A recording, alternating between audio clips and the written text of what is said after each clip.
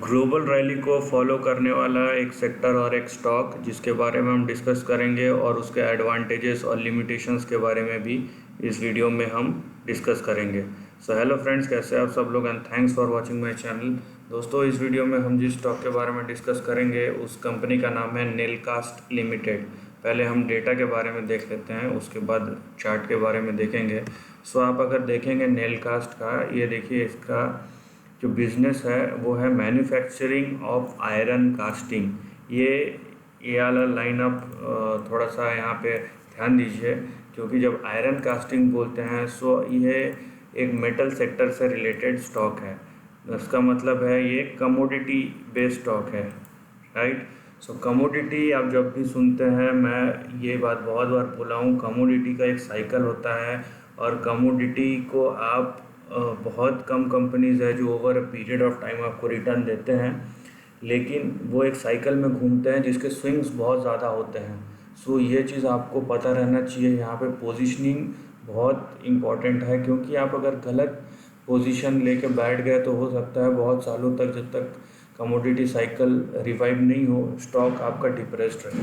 तो यहाँ पे ये मैटर नहीं करता कि आप किस कंपनी में हैं, ये मैटर करता है कि आपका पोजीशनिंग क्या है, क्योंकि ये सेक्टर का नेचर है। यहाँ पे कंपनी, आप कितनी भी अच्छी कंपनी ले ले, कोई फ़ायदा नहीं होगा।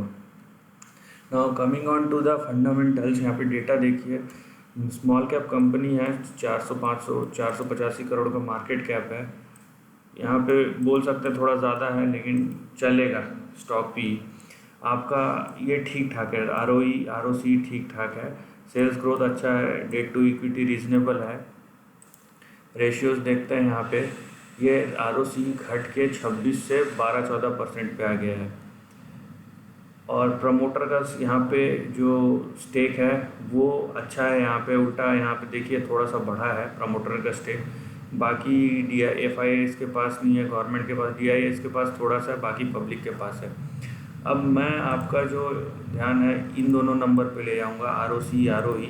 देखिए, ये सेक्टर का नेचर ऐसा है कि अगर स्टॉक रीजनेबली वैल्यूड रहे, इसमें एकदम बहुत ज़्यादा प्रॉफिट नहीं, लेकिन ठीक ठाक अगर प्रॉफिट देता रहे, तो ट्रेडिंग रैली के टाइम पे जब भी ये स्टॉक रिवाइव करता है, एक तो ग्लोबल रैली को ये सेक्टर बहुत अच्छे तरीके से ट्रैक करता है, और जब भी स्टॉक या उस रैली आती है, बहुत शार्प रैली आती है, ठीक है।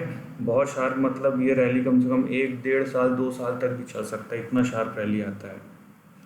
सो आप ट्रेडिंग रैली और इन्वेस्टिंग दोनों को एक साथ जंबल अप मत कीजिए, दोनों अलग अलग है, ठीक है। दोनों का रिजल्ट सेम हो सकता है, लेकिन दोनों तरीका अलग अलग है, बहुत अलग है इन दोनों का।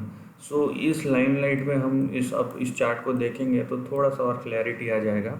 अब इस चार्ट को आप देखने की कोशिश कीजिए। ये है आपका सपोर्ट लाइन, और ये मल्टी ईयर चार्ट है, तो ये लॉन्ग टर्म चार्ट के बारे में हम डिस्कस कर रहे हैं, राइट। तो ये देखिए, ये आपका सपोर्ट है,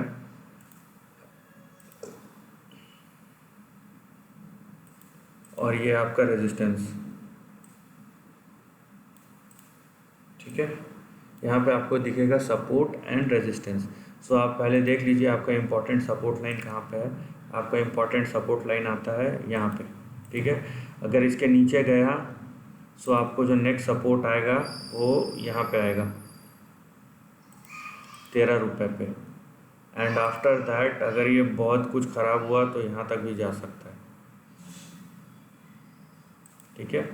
लेकिन ये इसके ऊपर आप मत सोचिए, ये आपको ध्यान में रखना है, लेकिन इतना भी डिप्रेस्ड यहाँ पे दिख नहीं रहा है कि यहाँ तक चले जाए। फिर भी इम्पोर्टेंट ये पॉइंट्स है जो आप नोट करके रख सकते हैं, आगे आने वाले टाइम में काम आ सकता है। ऊपर की तरफ देखिए, ऊपर का जो रैली है वो स्ट्रेट नहीं रहा है। देखिए, यहाँ से एक शार्प रैली आया, उसके बाद करेक्शन आया, फिर से एक शार्प रैली आया, फिर यहाँ पे बड़ा करेक्शन आया। सो यहाँ पे आपको दिखता है कि एक स्ट्रेट फॉरवर्ड रैली नहीं है जिसके बाद स्ट्रेट फॉरवर्ड करेक्शन हो। सो इस केस में हम क्या कर सकते हैं, थोड़ा सा हम अगर मेजरमेंट करें तो हमको थोड़ा सा आइडिया, इंडिकेशन मिल सकता है। देखिए, जैसे ये है आपका 2009 से 2012 का है, तो मतलब ये 900 डेज, मीन इसको अगर देखते हैं तो ये देखिए 1036 डेज का है। ये यहाँ से जो रैली शुरू हुआ है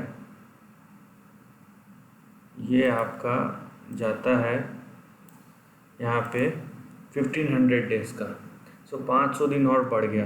तो यहाँ पे हमको इन दोनों के बीच में कहीं पे भी लेना पड़ेगा, क्योंकि अगर मैं यहाँ से अगर मैं ये ऐसा कैलकुलेट करूँ, ये 1000 था, ये 1500, तो मैं 2000 ले लूँ तो उतना बड़ा रैली कमोडिटी का नहीं होता। 2000 दिन मतलब आप समझ लीजिए 2000 दिन का मतलब होता है, मैं सीधा 2025-2026 की बात कर रहा हूँ, सीधा 5 साल की बात कर रहा हूँ।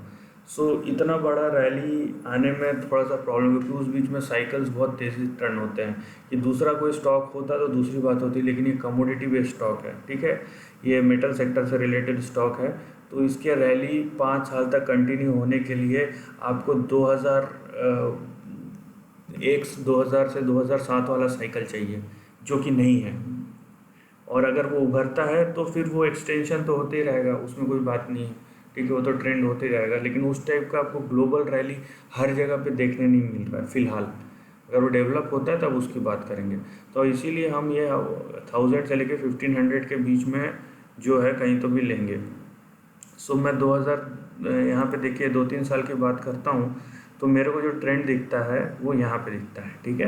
यहाँ पे अराउंड मैंने 1100 डेज लिए तो इन दोनों के बीच में। सो उस सेंस में आपका जो ऊपर का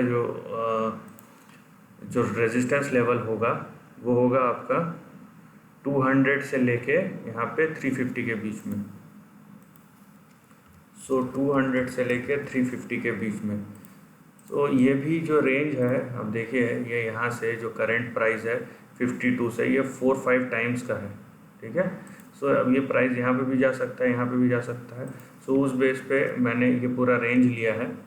लेकिन यहाँ पे भी एक अच्छा आपको अपसाइड दिख रहा है, ट्रेडिंग अपसाइड, फॉलोइंग कि आप जो है अपने रिस्क को समझते हैं और आप ये एक्सपेक्टेड है कि आप अपना थॉट प्रोसेस जो है वो लेने से पहले, पैसा लगाने से पहले आप क्या कर रहे हैं और उसका रिस्क क्या है वो समझते हैं, उसके बाद ही लगाइए।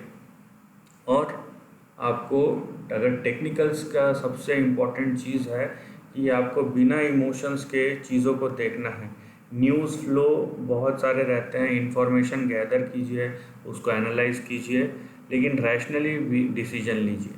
So this is the end of the video. दोस्तों वीडियो पसंद आए तो लाइक और शेयर कीजिए, थॉट्स कमेंट सेक्शन में लिख के बताइए, और ऐसे ही नए कंटेंट के लिए चैनल को प्लीज़ सब्सक्राइब कीजिए। Lastly, take care of your family and friends.